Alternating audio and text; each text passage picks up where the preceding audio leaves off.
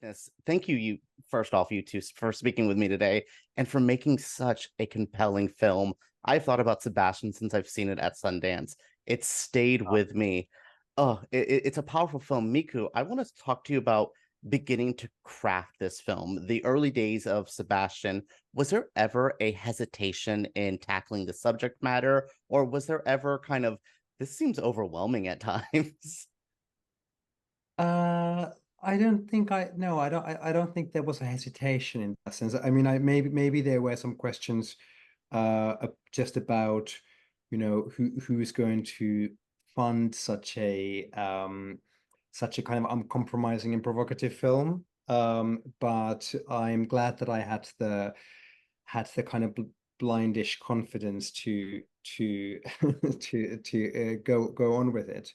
But yeah, I had the idea kind of arose from just living in London, having moved to London after university, and going out in the queer scene there, and just uh kind of realizing how commonplace sex work was becoming amongst young gay men, and really wanting to craft a frank and honest portrait of someone who is doing sex work out of choice rather than for lack of them. As we're so familiar with previous kind of sex worker representation, which I think often views sex work as a consequence of trauma, or kind of really victimizing the sex worker as well.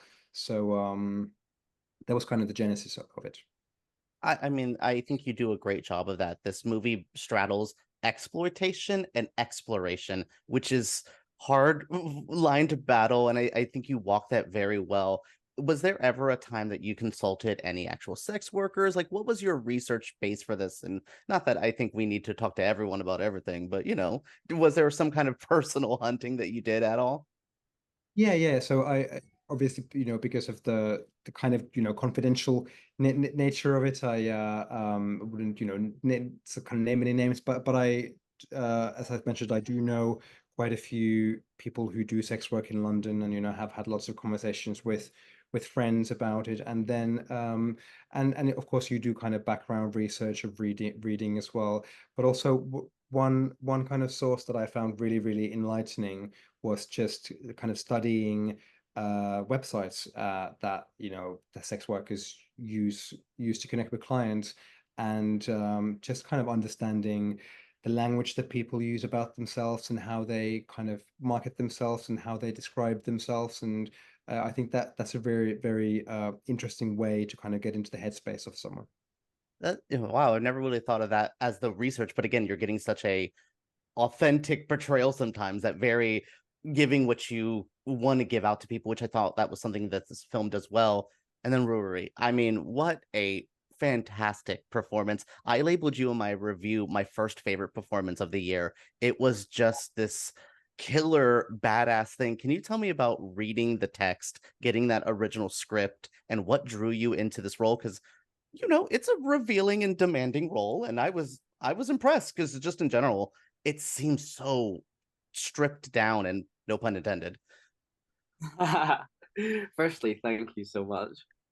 Um, and yeah, I mean, I was just completely moved by the script. It was just so well thought out. There was so much nuance to the character. It was a character that was so three-dimensional, that had so much good and bad in equal measure, as we all do as humans. And to the idea to be able to portray someone who is going on a journey of self-discovery and tackling all these elements of themselves, and going through workplace dynamics and exploring different relationships with different people based on what world you're in that moment. It was just really really exciting, and I was really excited with the prospect of potentially getting to play Max, if not terrified as well. No, and I again, I love the work you do with Max, and I feel that Max, the character, as that journalist dipping into the world, sometimes feels a lot like actors doing research. Was there ever a similarity you found in Max's journey of just trying to uncover just the world at all with what you do as an actor usually for research? Yeah, totally. I mean, I'm always trying to dabble in to see how like method you can go in terms of how much you surround yourself with something to do with the character, how much does it rub off on you, and how much is that then seen in your performance. And in terms of literature and things, I was reading more literature that Max would read. I already read Bret Easton Ellis anyway, but I was reading more of Bret Easton Ellis's novels, and I was looking at more of his work. I was reading Genet, I was reading Jean-Paul Sartre, and I was getting just completely engrossed in this world of literature and fiction. And I was writing more to understand the the frustration and the experience of writing. I would write as Max about these encounters in his voice, and listen to music that Max would listen to, which would mainly consist of like Rufus Wainwright and Elvis Costello's Less Than Zero, which I think I listened to. I think it was on my Spotify Wrapped that year as my most listened to song, just because of the character. No, oh, that's amazing. I love to hear, because again, it felt so lived in, it felt so real, and that goes to Miku's writing. I mean, the Bret Easton Ellis stuff, as a American Psycho fan, as a gay kid, growing up with this very bombastic writer in our world, it feels great, and it feels like you pull from great queer inspirations. Was there any filmmakers that you pulled from? I mean, I feel that there's a little Kenneth Anger here. There's a little like Andy Warhol's old school filmmaking as well. Who did you pull from as your queer inspirations for this? I would say, well, I look at a lot of French cinema, for sure, for its very, like less complicated approach to the body and to sex, and just kind of a franker way of approaching sexuality.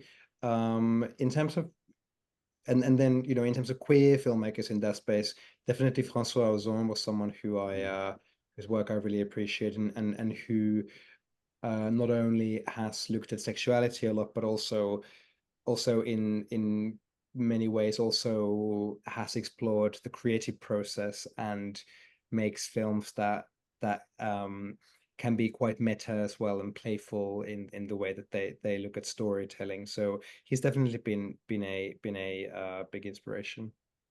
Yeah, I feel a lot of the this feels so personal and feels so, like, again, the Bret Easton Ellis stuff. I was like, ooh, you were me in film school discovering this author. It was just so much stuff there. I was like, oh, God, get out of my life a little bit. One thing I want to talk real quick about, Rory, is the work you do with Jonathan Hyde in this film. I cannot miss this opportunity to talk about that. Can you speak to building that relationship and what it was like? Because I could watch you two just talk for hours. It's such a great banter between you two.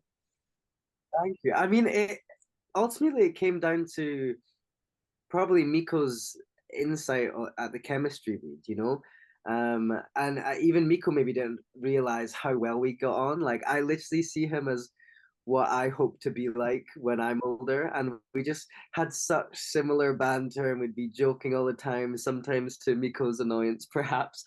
But he was just phenomenal. To have such an instant warm relationship together was a blessing and lucky in a way.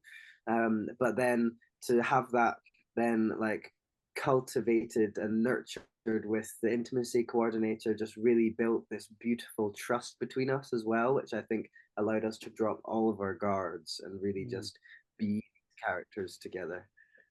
I love that you shouted out the intimacy coordinator there. Chemistry, you can't build chemistry, you can't coordinate chemistry, but you can facilitate it very well. So thank you for a shout out for our intimacy coordinators in the industry. They do great work. Thank you two gentlemen for speaking with me today. Again, Sebastian has stayed with me since I've seen it. I've seen crazy, wilder, queer movies, but Sebastian, I keep going back to it. I keep going back to the authentic, the realness of it. So thank you guys for making it, and for having such a good way to kick off the year for gay films. Thank you so much. Thank you you. guys.